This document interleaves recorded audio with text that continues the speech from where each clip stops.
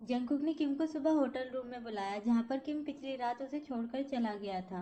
Doorbell बजते ही उसने जो बाथरोब पहना था वो निकालकर वो दरवाजा खोलने गया, लेकिन किम जंगकुक के ड्राइवर को भी अपने साथ लेकर आया था। उसने भी जंगकुक को नंगा पुंगा देख लिया। जंगकुक चिल्लाकर किम से कहता है, मैंने तुम्हें यहाँ आने को कहा था, साहु जी को क्यों साथ में लेकर आए हो? किम कहता है, मुझे लगा कि आप उठने के बाद वापस जाना चाहते होंगे, इसलिए मैं उसे लेकर आया। जंगकुक ने अपने ड्राइवर को भगा दिया और किम को अपने साथ अंदर ले गया।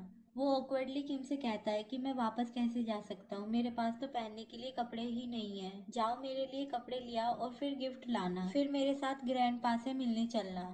अभी जंगकुक उसके सामने नंगा पुंगा है तो किम सोचता है क्या उसे शर्म नहीं आ रही है। जंगकुक स्मोक करने वाला था और वो कहता है, अरे हाँ, क्या तुम्हें मेरी साइज पता है?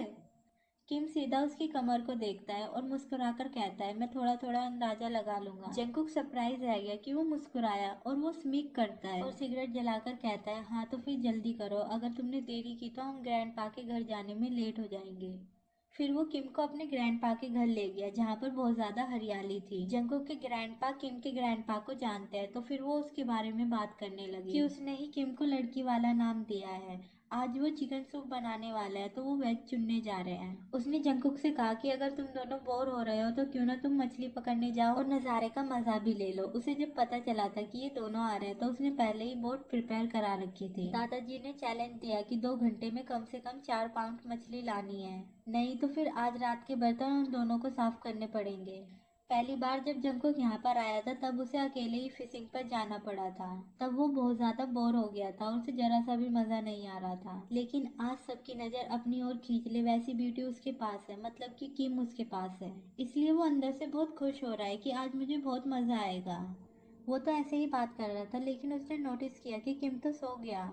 तभी फिशिंग रॉड थोड़ा सा हिला इसलिए उसने जोर से चिल्लाया कि देखो मछली काट रही है, और वो किम से बम्प होता गया इसलिए किम जाग गया। मछली भी बहुत ज्यादा जोर लगा रही थी इसलिए जंगकुक ने किम को भी मदद करने के लिए बुला लिया। वो मछली सच में बहुत बड़ी थी तो किम भी खुश हो गया कि अब हमें बर्तन साफ नहीं करने पड़ेंगे। जंगकुक मछली हाथ में लेकर देखता है कि इसका वजन तो 4 पाउंड नहीं लगता, हमें ऐसी 2 और पकड़नी पड़ेगी।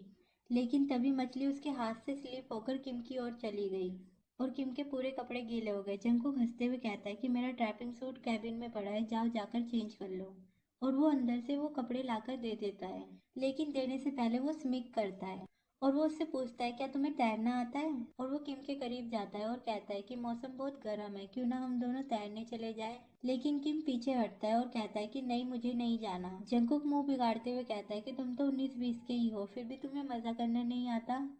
वो उसकी ओर कपड़े फेंकते हुआ कहता है कि लो चेंज कर लो। किम जब चेंज कर रहा था तब जंगकुक यहाँ से नहीं गया और बिना पल के झपकाए किम की ओर देखता रहा। वो उसकी बॉडी की तारीफ करता है और उससे पूछता है कि तुम वर्कआउट कैसे करते हो? किम बताता है कि मैं स्पोर्ट खेलता हूँ। जंगकुक पूछता है कि इस तरह का दिखने के लिए तुम कितनी बार वर्कआउट करते हो, क्या तुम जिम जाते हो?